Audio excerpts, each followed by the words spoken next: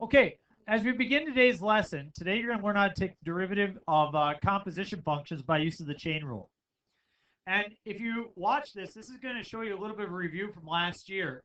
If I wanted to determine f of g of 1, what would you do? First find g of 1, which is 1, and then plug it in here and I get negative 2. Very good. So if I want to know g of f of 1, plug 1 in here, I get negative 2. Negative 2 to the third is negative 8. Everybody okay with that? So then please note this, that f of g of x, I would actually take g of x and I would place it right here, correct? And you would get 2x cubed minus 4. Now we know how to take the derivative of that, don't we? Yeah, it's just 6x squared. But notice if I do this, g of f of x, well now you take this and place it here and you get 2x minus 4 raised to the third power. Now before today, we didn't know how to take that derivative other than multiplying out 3 times, correct? So we're going to show you how to take things that are composition functions and be able to find the derivative in a much, much easier fashion. So here's how you do it. If you have a composition function, f of u of x. YouTube, my class is saying FU right now. I'm feeling very uncomfortable. I suppose I should have chosen different letters, huh? It's really my fault. Okay. Oh, and then the X. Oh my gosh.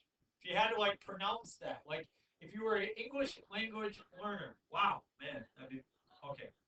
Very sorry. We're gonna have to delete this video now. Okay. Yeah, I'm missing a parenthesis. Very good. So if I'm finding the derivative of f of u of x, here's how I determine it. I take the derivative of the inside, which is u prime of x.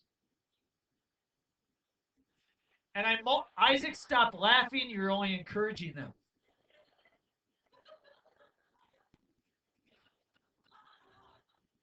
No, seriously, I try to make him laugh on other days, and he won't. And today, he just thinks that profanity is somehow acceptable. So, whatever, I'm done with you, Isaac. Okay, times the derivative of the outside with the inside left alone. Now, as you notice, I'm describing it other than just saying it. Because I don't think of the chain rule as u prime of x times f prime of u of x. I think of it as the derivative of the inside times the derivative of the outside with the inside left alone. And that's the way you should think of it. In order for people to understand this, I set up some boxes, and that seems to help.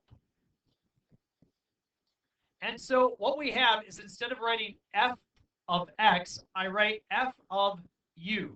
And f of u is something to the fourth power, or u to the fourth.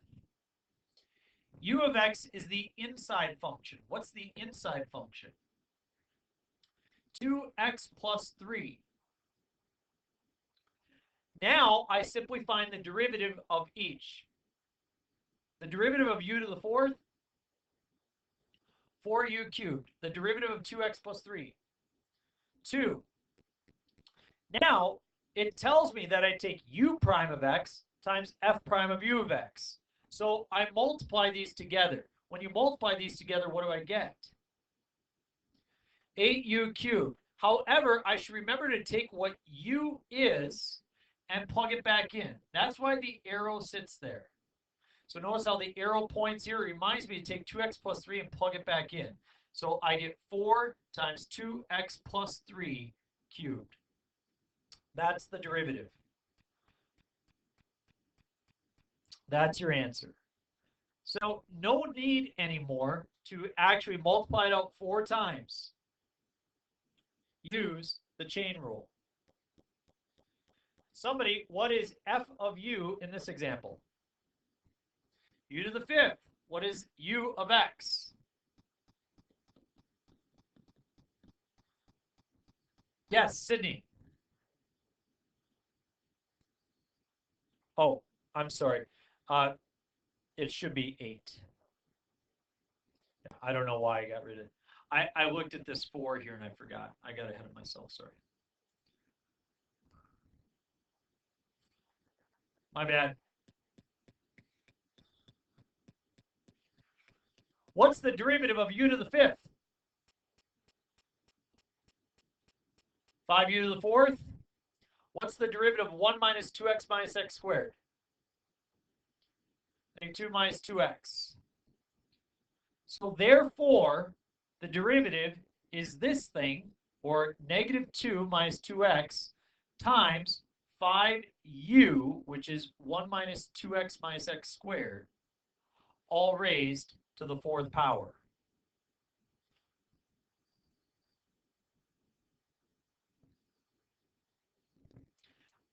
I put u back in its place. Now, I want to be clear. Look at the 5. Can I take this 5 and distribute it through here? No, order of operations says I have taken the 4th power first. Can I take the 5 and distribute it through here? Yes, so I could write it as negative 10 minus 10x times 1 minus 2x minus x squared, all to the 4th power.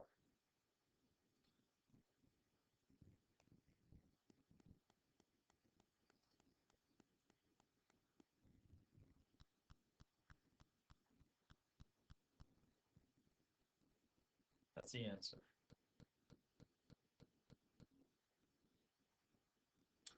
What rule would you normally use here? Quotient rule. No need to use the quotient rule. I'm going to write it as 3u to the negative 1. Isn't this the same thing as 3 times 4x minus 2 to the negative 1? So I'm going to write 3u to the negative 1. So what's u of x?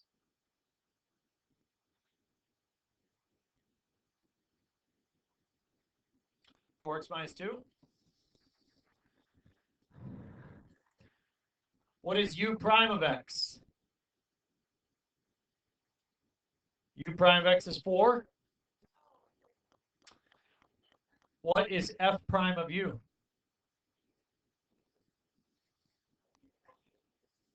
Very good.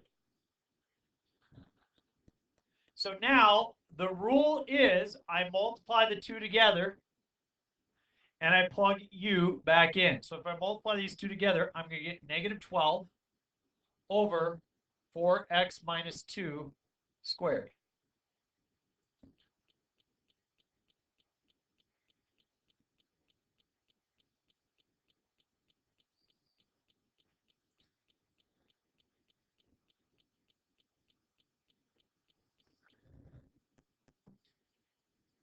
This is negative 2 times x minus 1 to the negative 5th.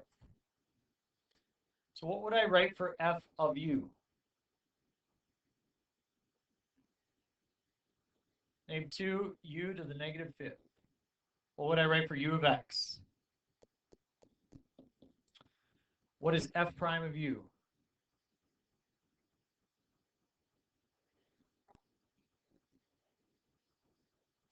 Ten u to the negative 6 or 10 over u to the 6th?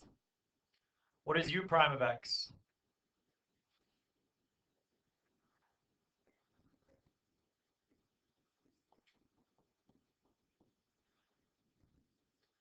Folks, every once in a while, you got to stop in mathematics, you got to pause, you got to kind of smell the roses. Can you imagine if we had this problem right here? If we had f of x plus h minus f of x all over h, the limit as h goes to 0. Could you imagine if we tried to figure out this derivative by using the formal definition? That would take a lot of work, wouldn't it? The chain rule makes it a 1-minute problem. It's extremely powerful. You will use the chain rule the rest of the year. Okay, it's next to the power rule. It's the most. Yeah, we'll use the quotient rule from time to time, but not as often. Okay, f of u here. What do you got? Very good. Cosecant of u. Yep. How about u of x? 3x squared. U prime of x. And derivative of cosecant. You've memorized it. You don't need to look it up. Negative cosecant of u, cotangent of u. Whoop. Negative cosecant of u, cotangent of u. So note that I'm going to multiply these, and what do I plug back in for u? 3x squared. It's got to go into both places. So negative 6x cosecant of 3x squared, cotangent of 3x squared. And again, think about doing the formal definition for that guy. Yeah. Exactly. Last one, I'm going to let you work.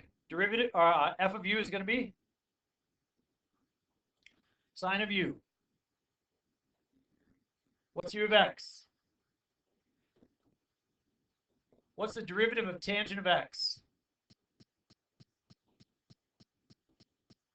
Secant squared. What's the derivative of sine? Positive cosine. Now, you got to be careful with your parentheses, everybody. It's cosine of, not cosine times, it's cosine of tangent of x times secant squared of x. Now, here's what I'll get on the test from some people. They'll write this, right? Cosine of x times tangent of x times secant squared of x. And when they do that, and I mark it incorrect, they get mad at me. And I said, well, you're taking the cosine of tangent. They're like, well, you know what I meant. Like, no, I really don't. I don't know what you meant. I think you're actually confused. I'm sorry for suggesting that. There's a big difference between cosine of and cosine times. You all agree? Now, as I let you go, I just want you to understand where we're headed, because this is where we need to go. There's two places. Number one,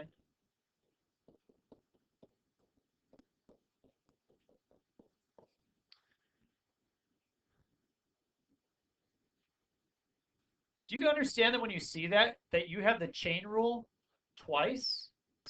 Do you also understand you have the product rule? You guys, today is day one of chain rule. It is the most basic day. You must master today. Today must seem easy to you by the time you're done. Because tomorrow we're going to look at the complicated examples. So today you want to own today. Watch how easy you can make this. Sine of 3x. Use the idea I gave you. Chain rule. What's the derivative of the inside? What's the derivative of the outside?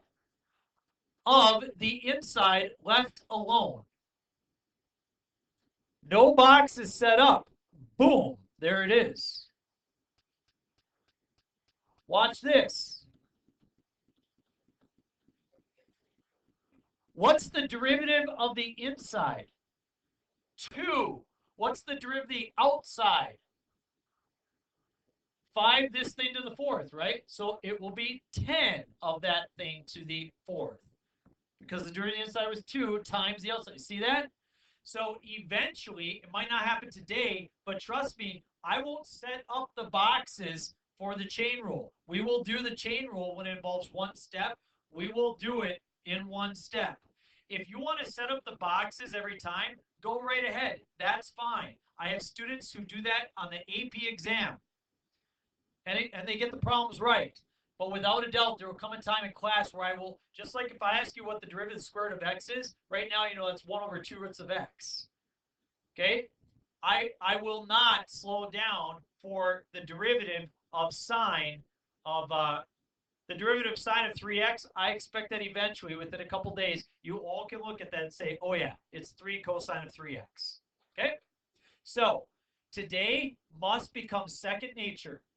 Just like solving 2x plus 3 equals 11 in algebra class, that needs to be second nature. This needs to be second nature. Flip it over, the back side, it is yours. Go.